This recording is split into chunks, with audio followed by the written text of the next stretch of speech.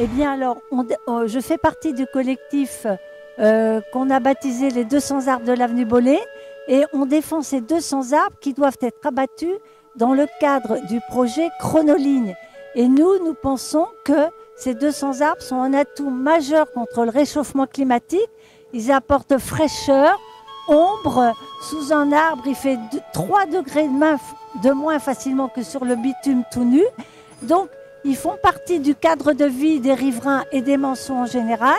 Ils sont en bonne santé, contrairement à l'argument qui est avancé par les services municipaux. Et donc, nous les défendons depuis le mois de décembre. Et nous avons demandé à Thomas Braille, qui est le fondateur du groupe national de surveillance des arbres, de venir nous apporter son soutien et de faire un diagnostic sur ces arbres qui, encore une fois, sont dits en santé précaire. Et surtout, les services de la ville ont prédit que dans 10 ans, tous ces beaux arbres seraient morts. Ils savent d'avance qu'ils vont mourir. Donc nous protestons contre ce projet et contre l'idée que ces arbres sont condamnés dans 10 ans. Mais l'enquête publique, reprend les arguments, si vous voulez, des services de la mairie en disant que les arbres ne sont pas en grande forme. Mais ce qui est très troublant quand même, c'est qu'en 2019, la mairie dit qu'elle avait fait expertiser ces arbres et 80% de ces arbres en 2019 étaient en bonne santé. Et en 2023, à l'approche des travaux des Chronolignes, tout à coup, les arbres, il n'y en a plus, si vous voulez, à peu près que 20% qui sont en bonne santé. Les autres sont dans un état moyen, précaire, ou carrément en passe de mourir dans les prochaines années. Bon, alors, mais vous savez, nous avons demandé justement, par rapport à ce que vous dites à la mairie, les rapports d'expertise prouvant que ces arbres sont fragiles et que peut-être dans 10 ans ils disparaîtront. Et la mairie ne nous les a pas fournis. Dans une réponse à l'autorité environnementale qui lui disait que peut-être elle n'avait pas examiné de projet alternatif et que l'abattage des 200 arbres était radical, la mairie a donc répondu en produisant, en disant que voilà, 20% seulement des arbres étaient en bonne santé, les autres étaient en santé précaire. Mais ça, c'est les paroles de la mairie, mais il n'y a pas l'expertise, vous voyez, il n'y a pas le papier de l'expertise précis qui stipule que ces arbres sont réellement en mauvaise santé. Donc on ne sait pas si cette expertise a vraiment été faite. Et nous, on l'a demandé, comme je vous l'ai peut-être déjà dit, on a demandé à la mairie de nous procurer cette expertise. Elle a répondu par un avis de réception sec. Donc on a écrit à la CADA, vous savez, la commission administrative de demande de documents. Et la CADA a émis un avis favorable à notre demande, à savoir que la mairie devait nous procurer cette expertise que nous n'avons toujours pas.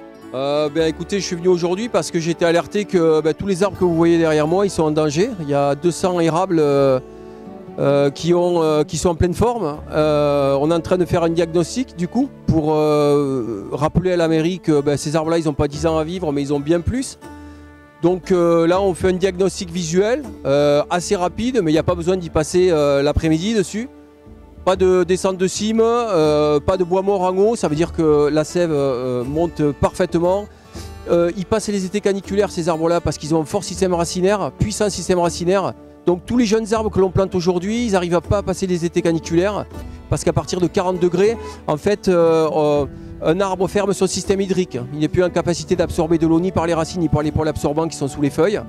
Et du coup, quand ces épisodes-là se répètent sur plusieurs jours, vous avez beau arroser un arbre, en fait, il ne prend plus d'eau. Donc c'est pour ça qu'on perd nos jeunes arbres aujourd'hui que l'on plante. Et c'est pas un bon calcul de perdre des arbres comme ça, parce que ce qui importe dans un arbre, c'est le nombre de feuilles. Et les jeunes arbres que l'on plante aujourd'hui, là, vous avez entre 300 000 feuilles là, dans un arbre comme ça, à peu près. Et les jeunes arbres qu'on achète, un arbre qui va faire 2 ou 3 mètres de hauteur, eh bien en fait vous avez entre 100 et 200 feuilles. Donc ce qui importe, c'est le nombre de feuilles dans un arbre pour humidifier, décarboner, oxygéner. Ça c'est important, quoi, voilà. Alors le système est simple, hein. Là aujourd'hui je suis juste venu avec un maillet. J'écoute au niveau du collet s'il y a un son sourd. Ça veut dire qu'il y aurait potentiellement un champignon qui l'aurait attaqué. Là, on est sur du son clair, il n'y a pas de décollement d'écorce. C'est des arbres très vigoureux, c'est des érables. Ça casse pas comme ça, c'est un érable, c'est costaud. Donc ces arbres-là, il faut vraiment les garder parce que vous voyez, là déjà, je suis en plein soleil. Je préférerais être sous l'arbre parce qu'il fait vraiment très très chaud.